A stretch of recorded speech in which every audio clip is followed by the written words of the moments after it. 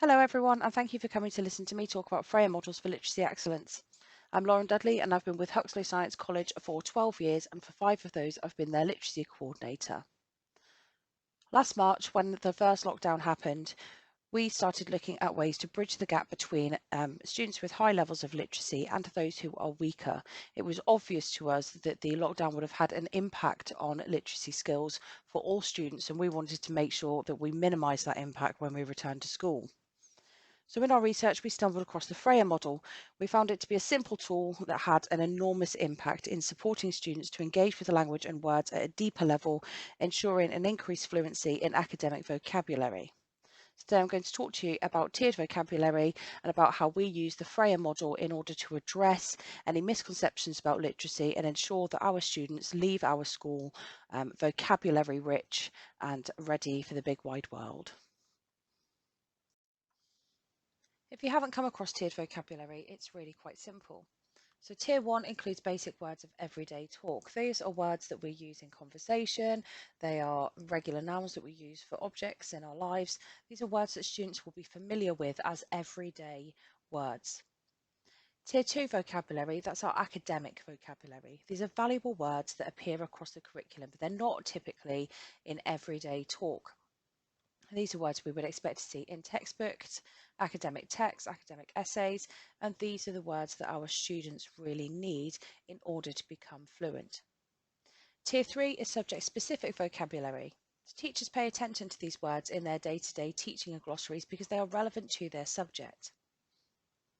Understanding tiered vocabulary is absolutely essential in ensuring that the curriculum increases academic fluency in our students.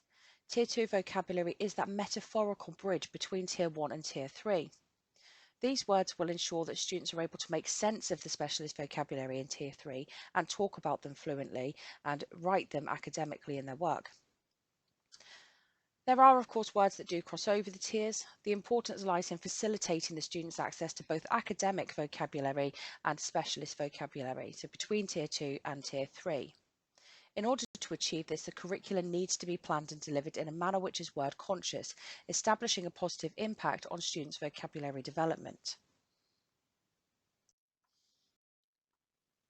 So here you can see an example of a Frayer model. This one's blank, it's not been filled in, but it's been annotated to show you how each box works. Now it does look a little bit complex at first, but once the students get the hang of filling in each box, it becomes second nature. So in your top left box, you've got your definition. So that's your student-friendly description of the term, which can be or generally is provided by the teacher.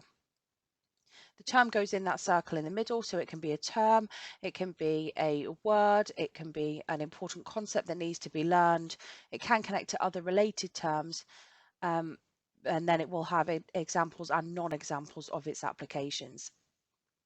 So in the top right, we've got characteristics. So these are the features that help students recognise, identify or distinguish the term. Sometimes students like to draw a little picture in there if dual coding helps them to remember the word a little better.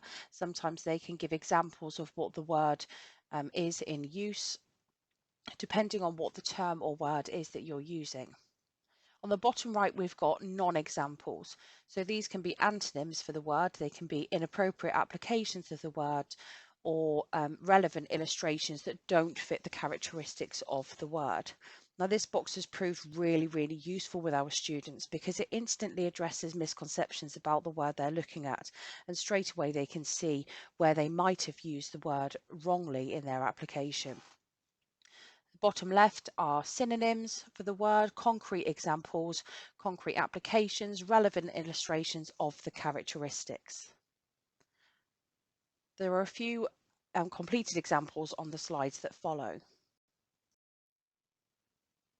This Frayer model here focuses on a maths word, so we're looking at the word prime.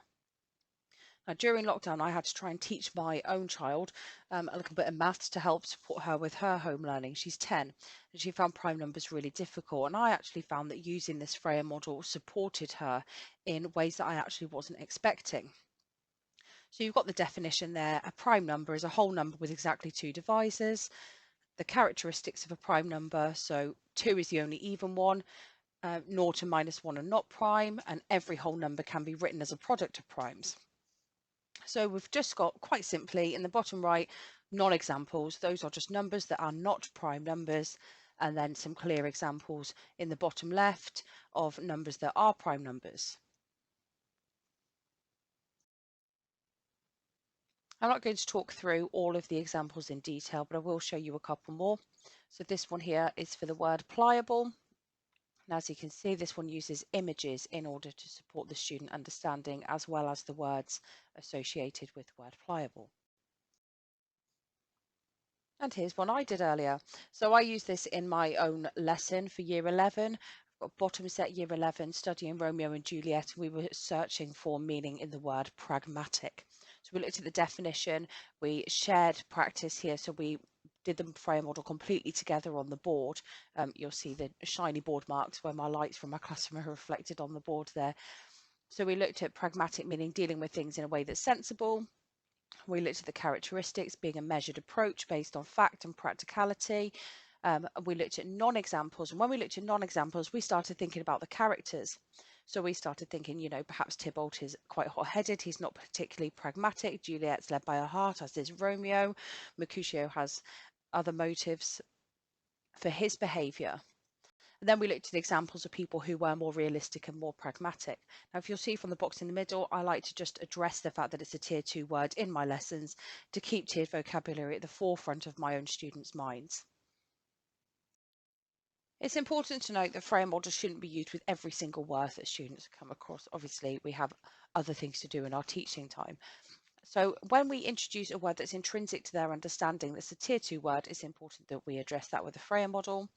I tend to use them for most topic keywords and often set them as homework.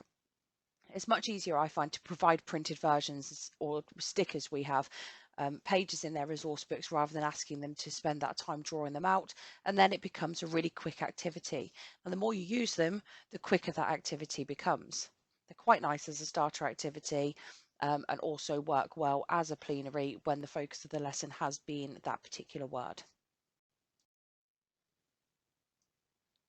At Huxley Science College, we've built Frayer models into our medium-term plans and our long-term plans rather than relying on use on an ad hoc basis. We're all very busy as teachers, and it's really difficult to remember to just whip out a Frayer model or anticipate needing one in your lesson. So we find it much better to build those into medium-term plans and have explicit vocabulary teaching written into those plans.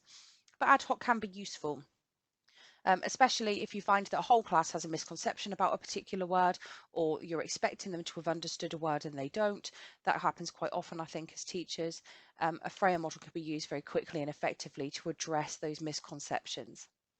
I like to see them in resource booklets alongside texts and sources. Therefore, we're building the Frayer models along the way, which then supports revision over time. Tiered vocabulary should be clearly marked on lesson plans, resources and MTPs to ensure that we have a comprehensive coverage of the academic word list throughout all of our teaching. So here's just some other useful things to consider.